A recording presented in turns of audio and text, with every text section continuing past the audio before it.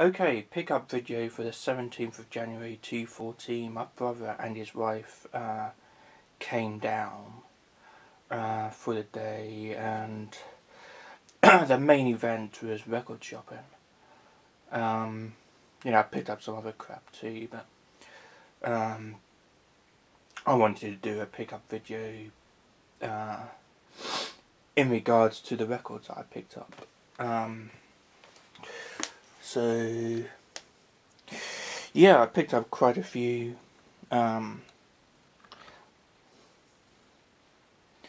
records here. This is a demonstration copy of a Pinky and Pokey record. Obviously, I haven't heard the B-side. As my brother pointed out, it is in a Columbia sleeve, but the condition is terrible. Because I've got a light on, you can quite clearly see how terrible that is. But yeah, I have I can't get it back in the sleeve. I have the LP, the god awful MFP LP. I have the little 7-inch from the 1950s, and I have like this strange re-release thing from the 80s or 90s, which is Give Me a Kiss for Christmas, and I cannot find the source of that, and I was thinking this is it, and not only that, but it's a demonstration copy, obviously. But as long as it's just like I saw Mummy kissing Santa Claus, I don't know which version. The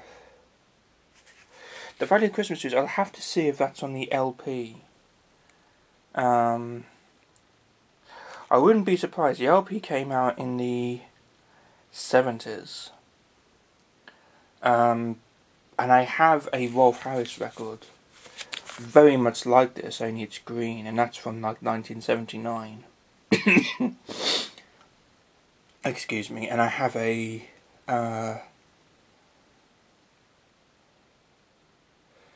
Run DMC, no, I'm sorry, an Aerosmith record very much like this,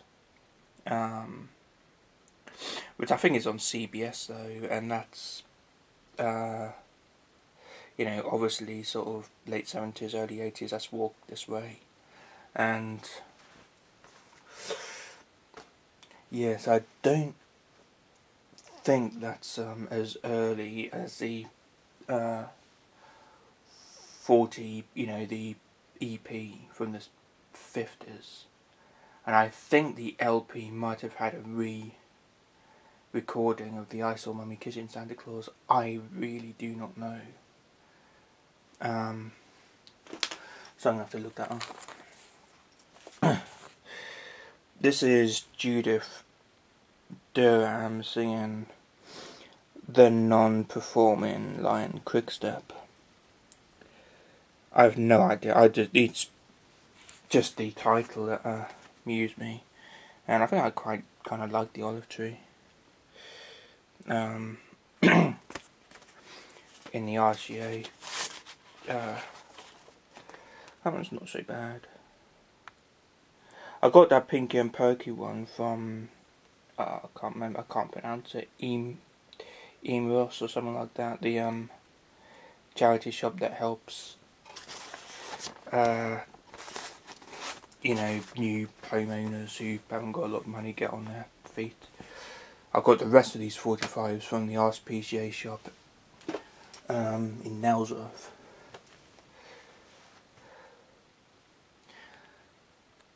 The sleeveless one. I Want to Go Home by The Mixture. That's the B-side to... is that Captain Zero? Yeah. The Mixture, of course, did the Pushback song, which I like both sides of, and I've never seen another record by them. I kind of assumed they were like a one-hit wonder with the Pushback song. Yeah, it's one of those things. I didn't even know they did that.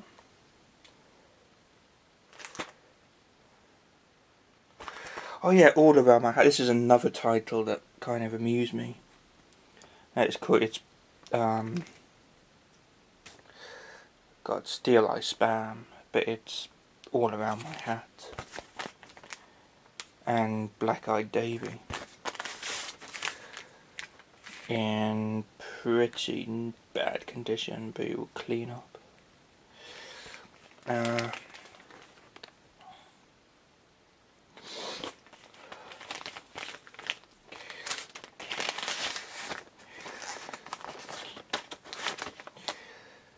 Produced by Mike Batt from the album All Around My Hat.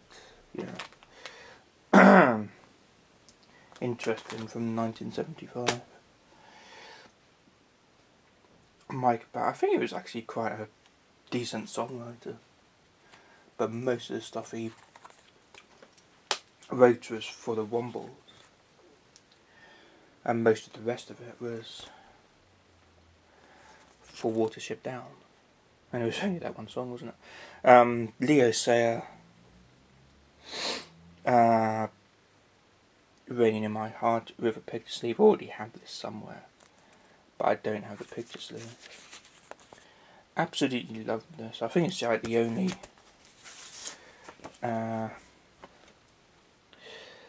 Leo Sayer record that I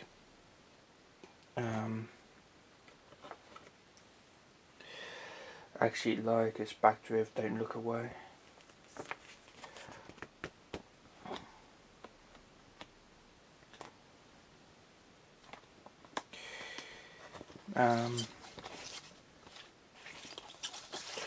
Yeah, but I really dig that. My dad had it, and I don't know where this came from. Whistling and rolled, the world was asleep, we're listening to Weird. It's got, I don't know if that came into my collection by mistake.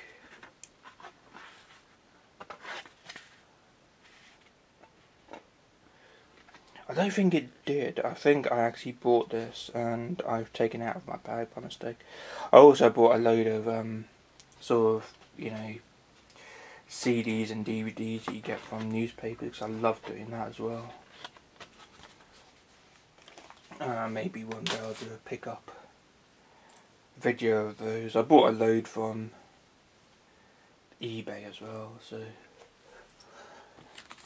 maybe I'll wait till they come and do a pick-up video. This is kind of interesting. Pictures of Mastic Men and You by, or just Pictures of Mastic Men by in horrible, terrible condition by Status Quo. On an interesting label. They had a Val Doonican record like this.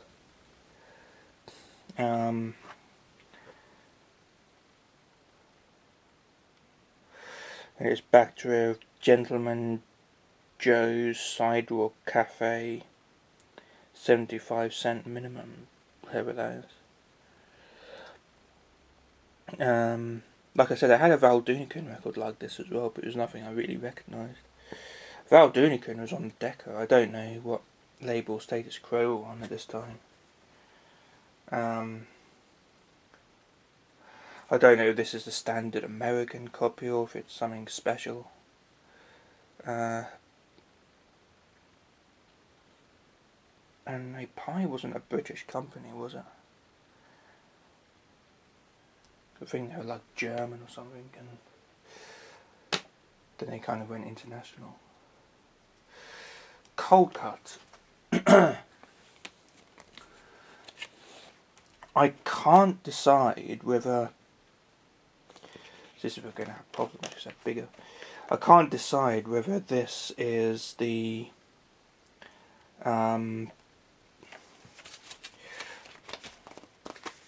just look like that on the back. the one with Bugs Bunny or the one with Groucho Marx, basically. I think it's the early one. I was thinking of this record. Basically, it's an old school 1980s. Let's see if I can get it. You know, that specific now. It'll be about sort of 86 to 88. No year on the label.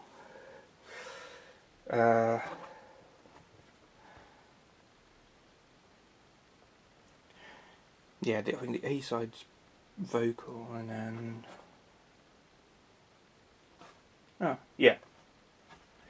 The A-side 2AA is vocal, and the B-side 2AA is...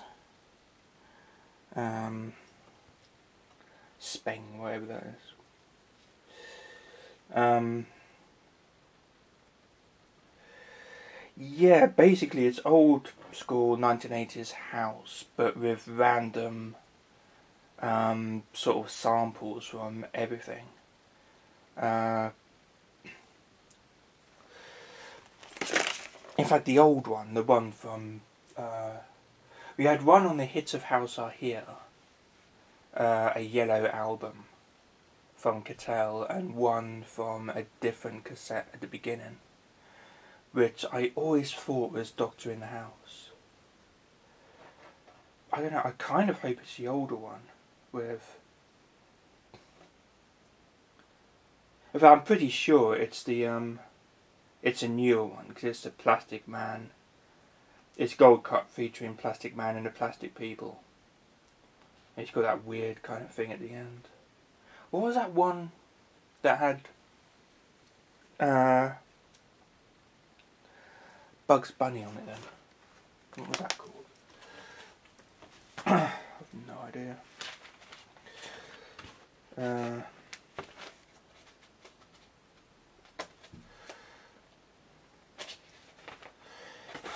I'll put that away. Keeping in theme. Jump for Joy by Peggy Lee. I believe this is the one. Yeah, it is. My brother found a Brenda Lee in the, you know, Amadeus. That 12-inch I got from the RSPCA shop. It was the only one that I got from there. This came from the Amadeus, whatever the hell it's called. No, it didn't. This came from the RSPCA shop in Stroud.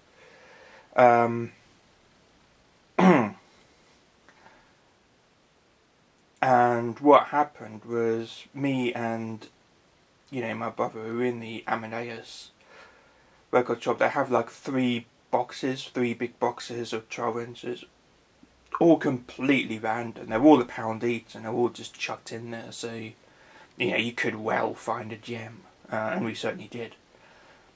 He found a Peggy Lee, a relatively old Peggy Lee album, that one. And then I found one in my box from about the same era. And they weren't quite originals. And then we see the same album that he got in the RSPCA shop. And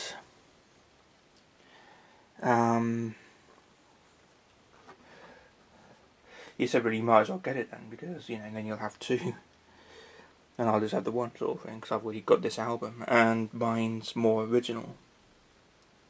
His is in stereo, mind. His has got the Rainbow Band, which my other one has, but this is like, probably, it has the off-center groove. I don't know if it will, I probably won't be able to see that, but it's got one of those inner grooves that kind of goes in and out like the old records do. So that is probably an original. Not in immaculate condition. And of course it's got scribbling on a label. But I kind of like it when they're like that. I like finding original records that were kind of obviously bought and listened to as records. as opposed to collector's items, because they tend to sound better, and I think that's the deal. These record companies, they tend to sort of mess them up, when they put them, make them into sort of electronically created stereo, and they remaster them and digitally remaster them and all of this crap. They tend to sort of mess them up, and for that reason I like listening to old stuff like that from the original pressings. And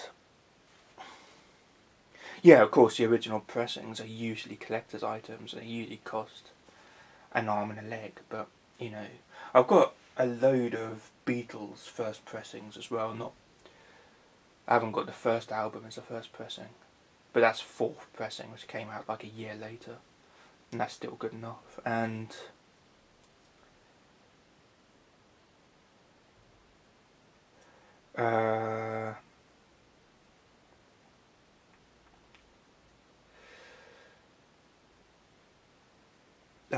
yeah, and I listen to those and they sound absolutely fantastic, I'm sure, compared to any other version, the CD version, the cassette version, any of the later LP versions, I'm sure wouldn't sound quite as good.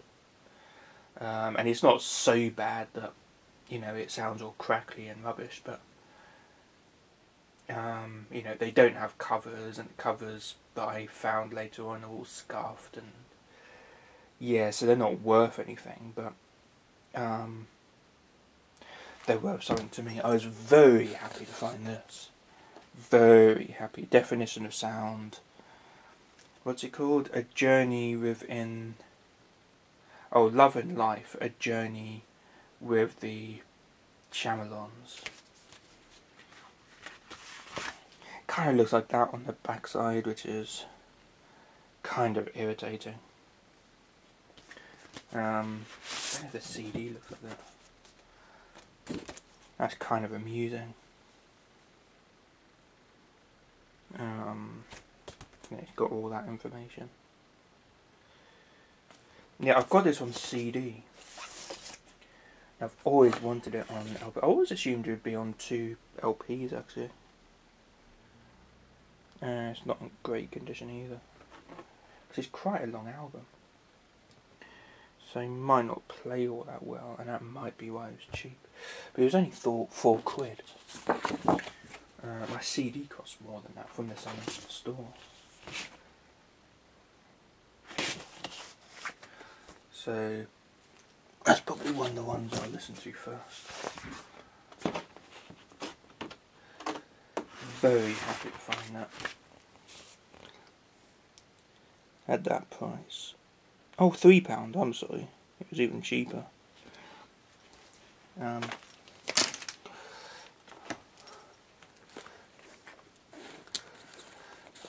Slade Radio Wall of Sound. This was the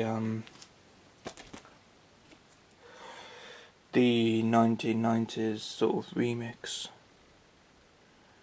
And it has Lay Your Love on the line and Come On Feel the Noise on the B-side.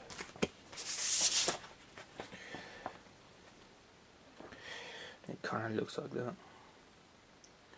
Always wanted this when it first came out, this remix version, because it was on the radio, on the UK Top 40, which you'd think, and in the middle of the programme as well, which you'd think would mean that it would be available from somewhere like Our Price, which was like the,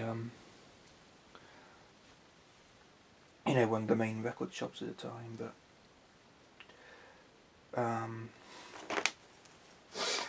they didn't have it. Anyway, Right House Inn. I think I got this because I was kind of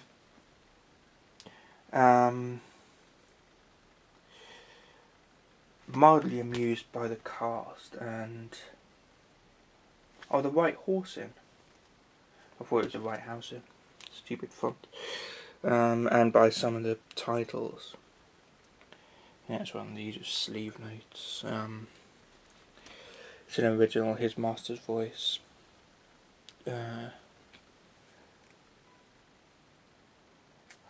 thing. I think it's like a stage production or just something that they've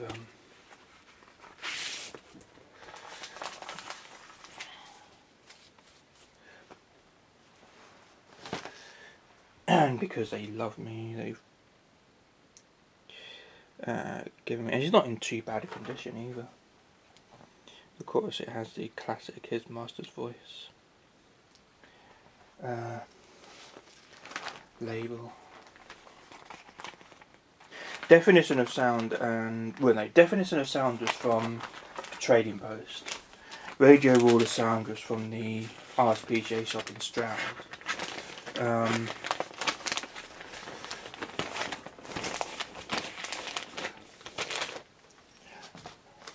Right House Inn was from the Emmaus place.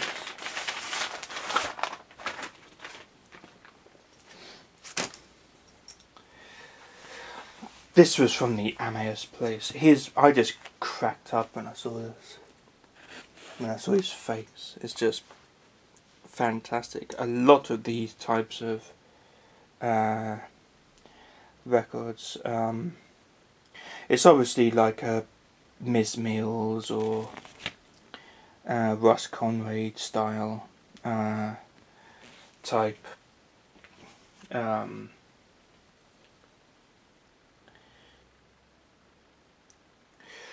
style record. Oh, that's interesting. It has the old Parlophone label with the stereo banner. That's always pleasing. There's a dirty great mark there. Nothing serious, so that'll clean up like new. I have a Peter Sellers album. You know the Goodness Gracious Me song? Well, the album was done by Peter Sellers and, the woman that was on the record as well, the whole album. She doesn't just feature on that track, the whole album is like a duet sort of thing from them. Don't remember what her name is, but I got that with exactly that sort of label, and that was in immaculate condition, and that was surprisingly cheap. Oh yeah, the Black and White Minstrel Show on the Columbia label. I don't believe the Irving Berlin Songbook one. I might have this one. Now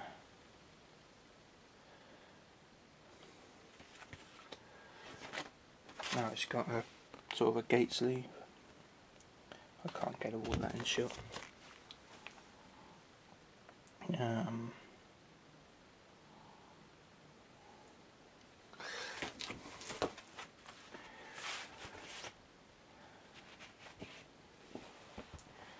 And it has one of them labels, and isn't in too bad condition. I haven't looked at a lot of these. I thought it would be fun to look at them for the first time on camera.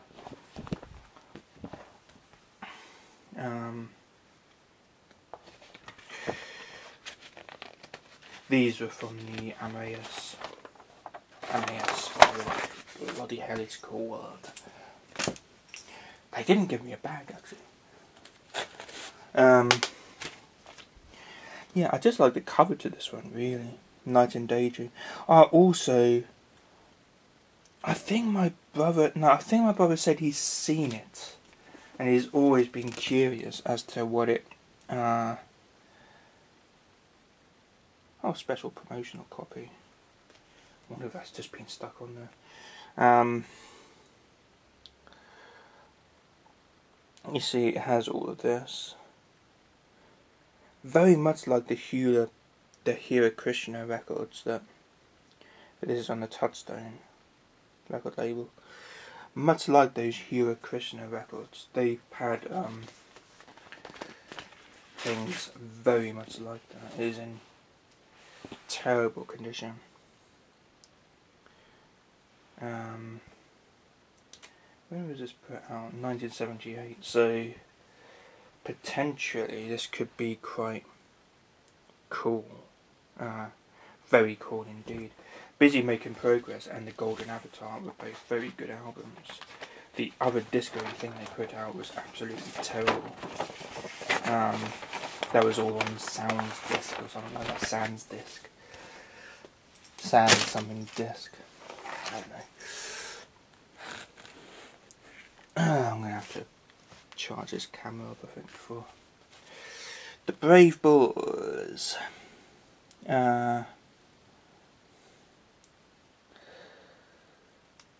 I don't know, I kind of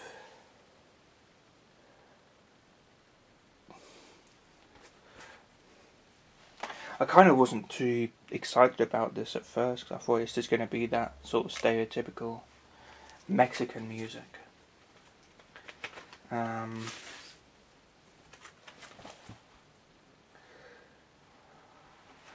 then something about it kind of took my interest.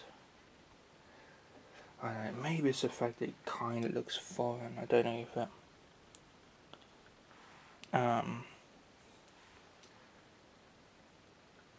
no, it looks British, or, you know, it looks like it came from an English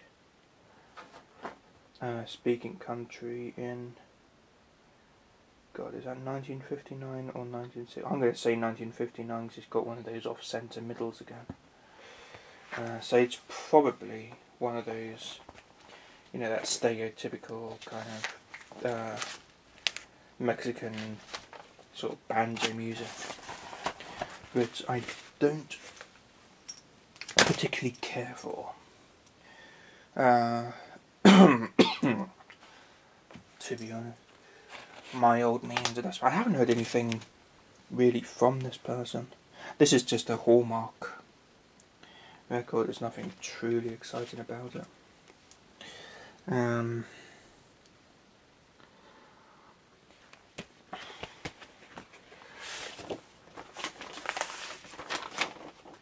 It's not even in that good a condition.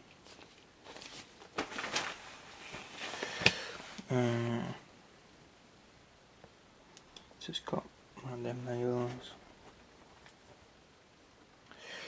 That's side 2 obviously. But, yeah, scratches will give it some authenticity, I'm sure. I have my Almighty Dustman on a 45, but I thought it would be interesting to hear more from him, and I'm probably not going to find an original LP or anything else original from him anytime soon. So...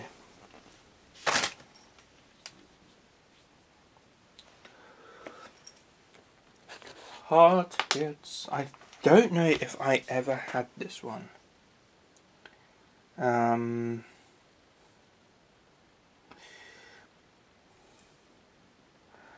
have a feeling I had one that looked very similar, but it didn't quite have the same 1960s feel. Instead it had more of a realistic sort of wood feel. But that's interesting. Somebody's put Star Wars, like transfer on them, sorry.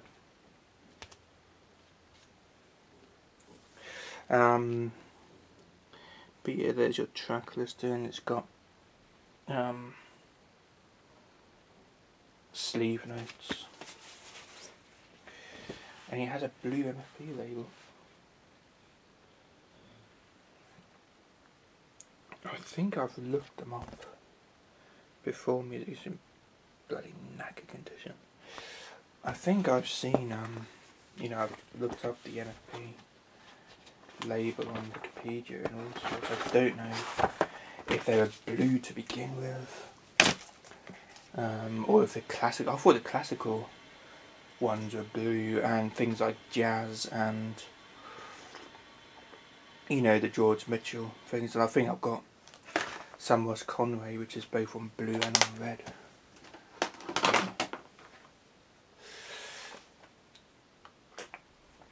depending on what album you get. You know, I thought it was to do the style, but that clearly should be red. Fingers. I had the 78 of Stacker Lee, which is available on YouTube. It's a very, very good record. I don't know who did it, but the second guy, the Fingers guy, did the piano for it, according to the label, and it's another one of these older Capitol records.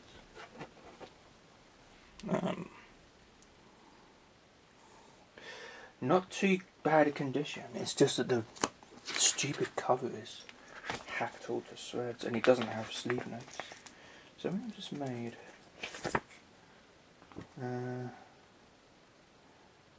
it won't say. Oddly, the label doesn't have fingers in inverted commas. Oh yes, it does have sleeve notes. I'm blind. I thought that was a track listing. Got a few to get through. We've only got 30 minutes on the phone. The Dixieland Way, and it has an amusing naked woman in a hammock. Oh, it's on the Conjure label, that's boring. It has this as a track listing. I don't know, I have to, and that's the yeah, it's just got a Conjure. That's right, it's got that on the top. Not in bad condition, not surprisingly. It's probably a god-awful record. Records that have covers like that are usually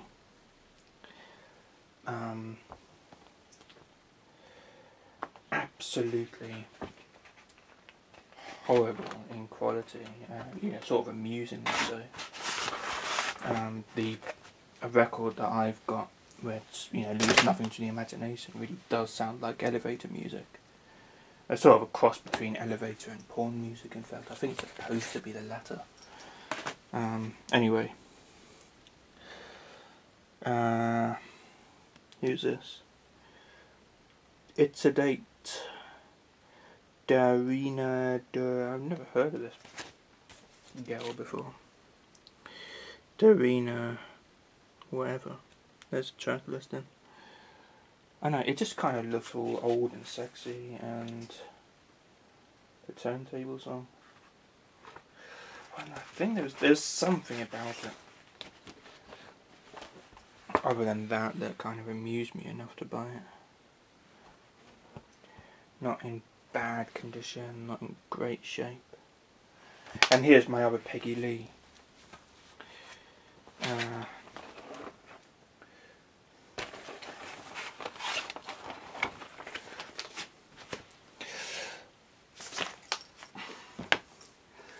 This is my other Peggy Lee, and this is the last one I think I got from the MAS place. And this is what I'm talking about. This is very much like, it looks like it's got Gosley sleeve, it's actually just got an inner sleeve, which is nice. So the cover is in nice condition. As time goes by, if you go, oh, for hast thou forsaken me, oh, love hast thou forsaken me, say it isn't so, I wish I didn't love you so, maybe it's because I love you too much. I'm gonna laugh you out of my life, I get along without you very well, I love your gypsy heart when I was a child, here's that rainy day and smile. Oh, I see, it's got the original in its sleeve.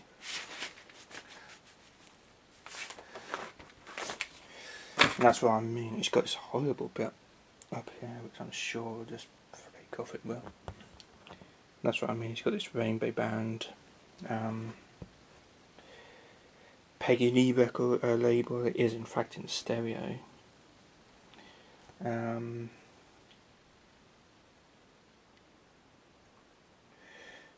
Maybe that is the original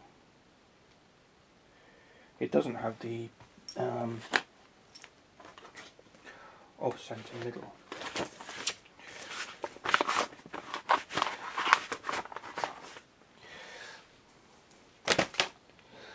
Anyway, Peter Rabbit again. I was willing to sort of give this one a miss because you see all the time this music for pleasure kind of just story record, which I believe I have along with My Naughty Little Sister, which is far more interesting. Not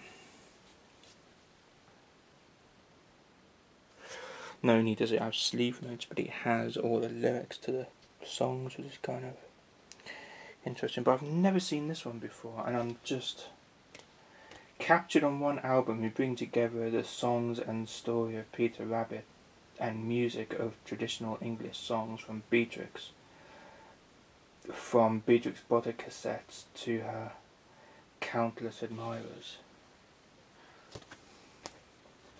Oh, I see. So what they've done is tell a story made you know, story tapes for children.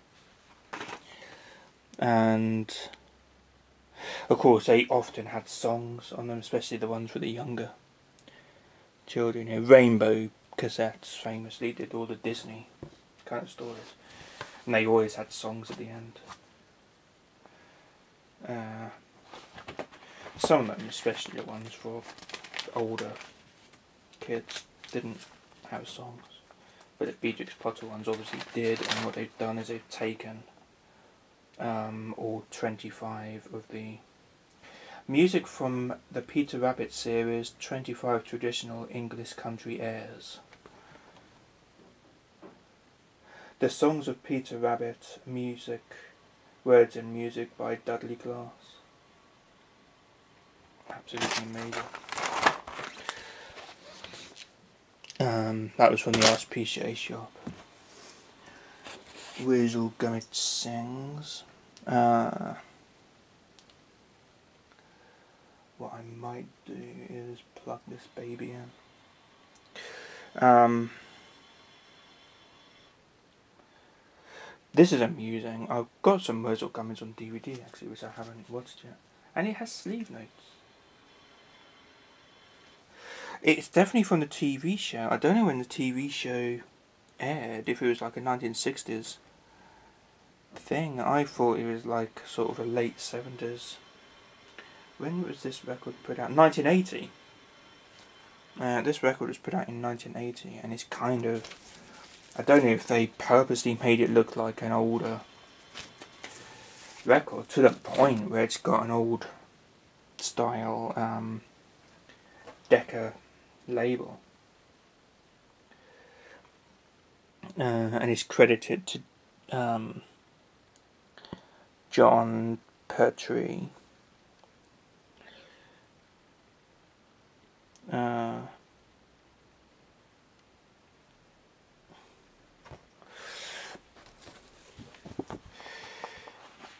Yeah, so I thought that was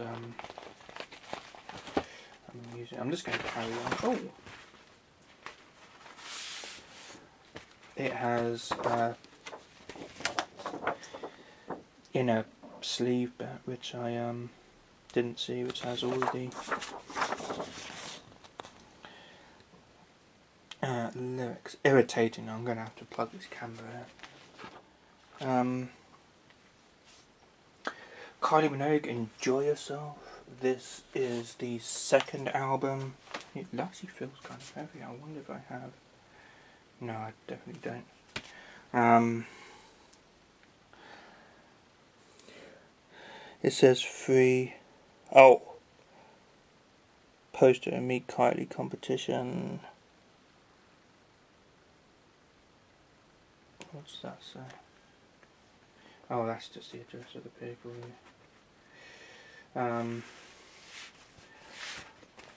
Owned it before me.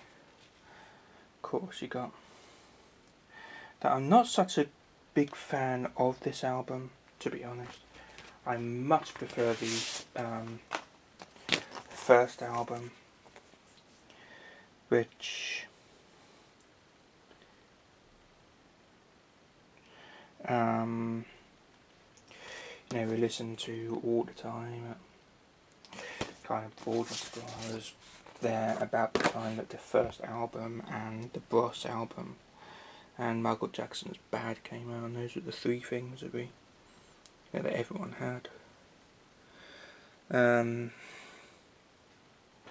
I didn't have any of them, but I did have the 12-inch remix of the Locomotion, which made me insanely popular, weirdly. But yeah, that's not in perfect condition, it's okay, but it's a good sheet of vinyl actually. Like I said, I don't particularly like that one. It's got a lot of the slower type. I think it's got Tears on My Pillow.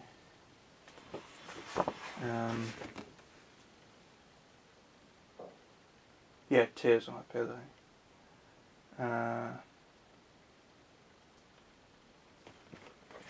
It's got a lot of songs like that.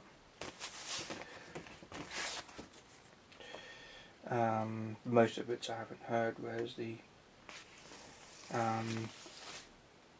original album it was like the Spice Girls album, it had a lot of hits on the A side. And then the B side was just typical cheesy 80s pop. That was quite cool. This one's got this sticker on it again. There was a load of Wurzel things.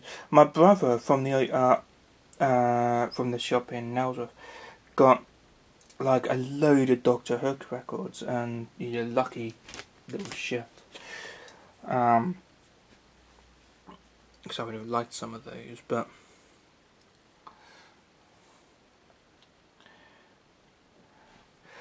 myself. But he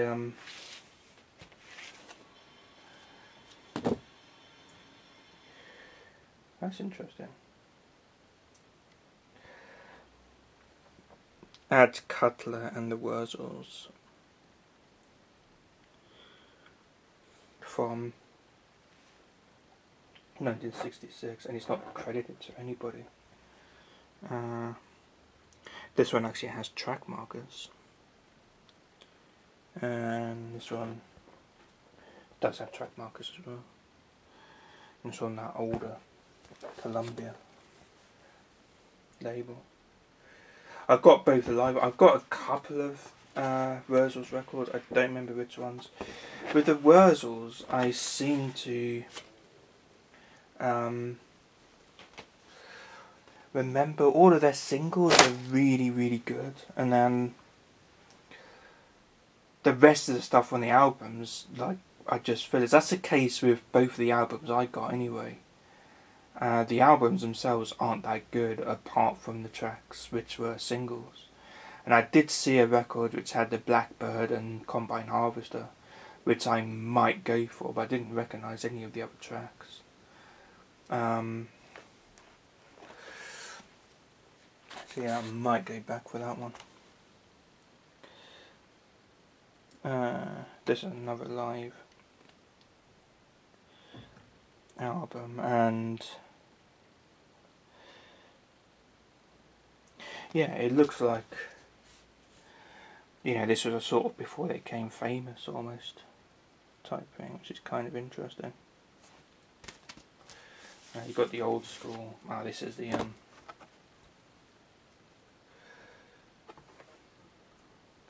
this one doesn't really have track markers, and it's just the old this Columbia label with the two EMI things.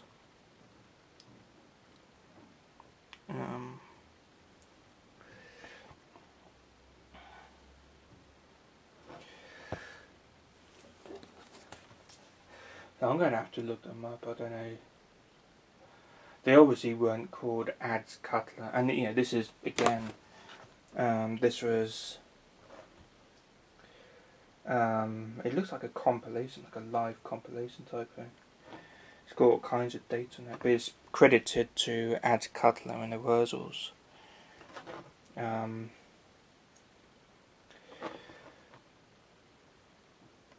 it says 1967 and 1968 and 1969, and then the other side says 1967 and 1969, so they've obviously just it doesn't say, unless it says somewhere on the sleeve notes. 1969, recording engineer Peter Brown, recording produced by Bob Barrett. So this is like 69, and I think it was the Combine Harvester song that made them famous, wasn't it? And that was sort of 1950s. But that looks, and the other cover as well, kind of looks like their sort of, you know, style of humour. So yeah, that's what it says. That.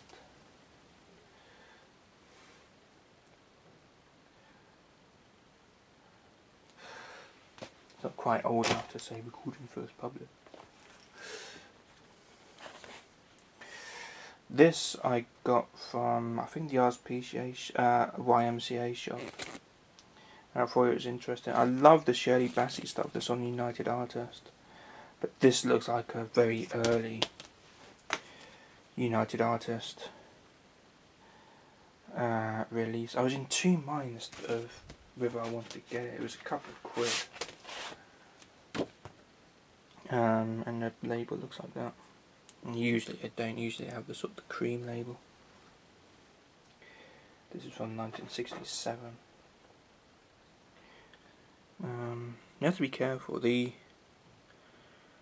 Columbia ones, you know, the really old. I think she was on Columbia in the first place, the EMI Columbia, at least over here. And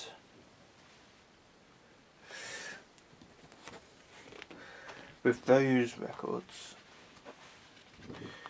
you get a load of slow kind of ballady type things, and she wasn't very good with those. Unlike Aretha Franklin, I think Aretha Franklin was better with those kind of slow ballady type things. But Shirley Bassey, who had a similar kind of singing style, just didn't. She had, yeah, she was excellent at the kind of, you know, fast, jazzy pieces.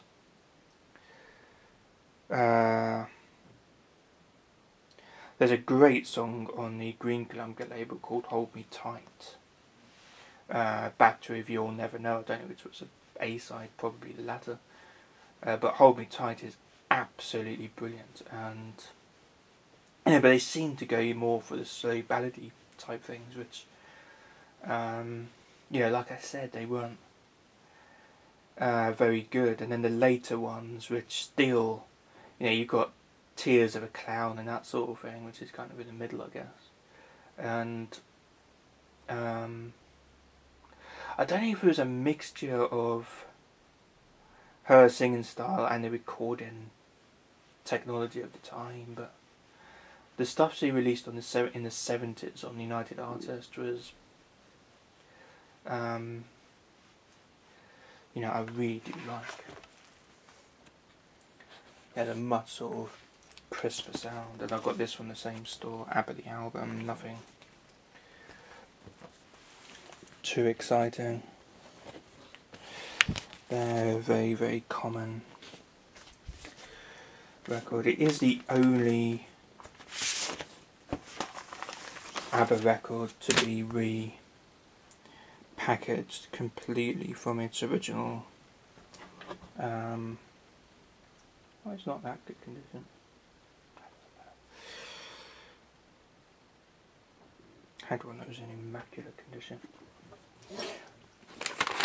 and I destroyed it, which is why I bought that.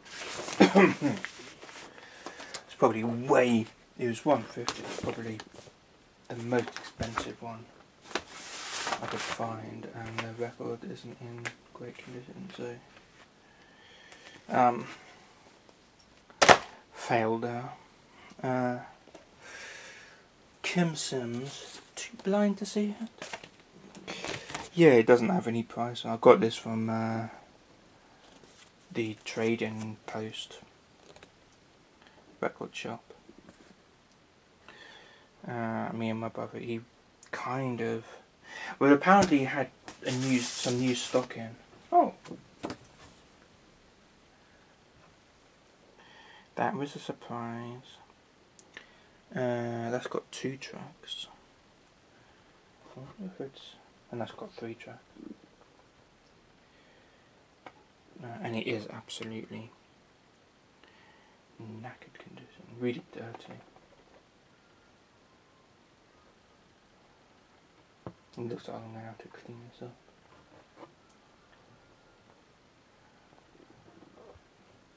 I expected it to have a standard east rest. And then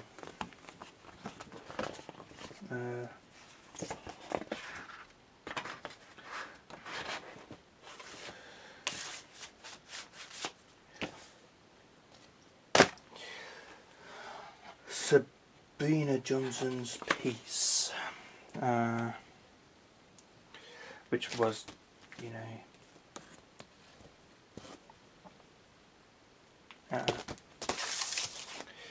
and that does have a standard east rest and is in absolutely terrible condition as well. And they all have the fucking barcodes. It's like 8 when you have a black label like that.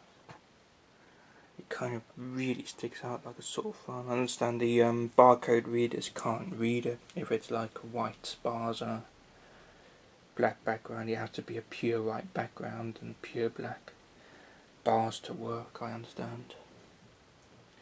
And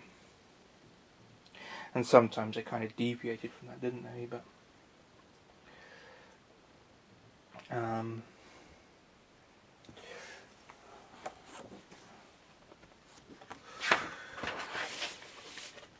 it kind of works better when it's like that. And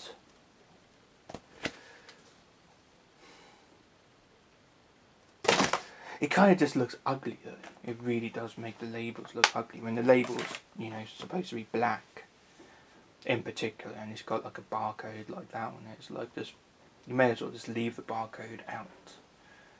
You know, if either sell it with the sleeve or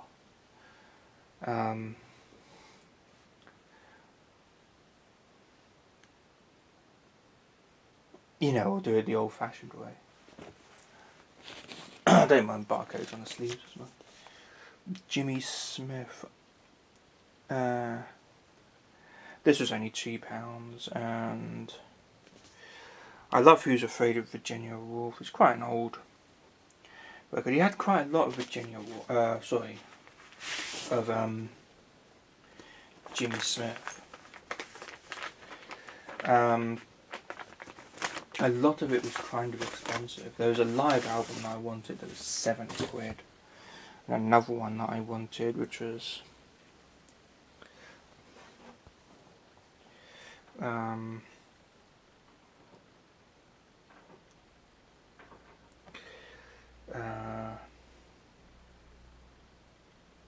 £11.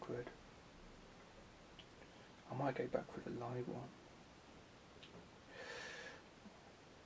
This is Any Number Can Win. It is in poor condition, which is probably why it was cheap, but it'll give me an idea. I mean, I love the Virginia Woolf album, like I said, and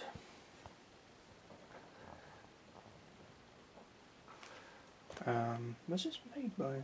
Yeah, Metro Goldwyn Mayer Inc. It's got that thing up there. Yeah, Verve Records was an MGM label. The live one was directly on a label called Metro Records, which was clearly, you know, Metro Goldwyn Mayer, because it had the lion on the sleeve. Didn't have it on the label. The label was some label made it look like a cheap piece of crap. There's a black label, but it just looked like it was really cheap, but the logo on the cover, you know, it had the MGM sort of lion. So yeah, that's pretty much everything that I picked up, and now I'm going to do something like play them. So cheers.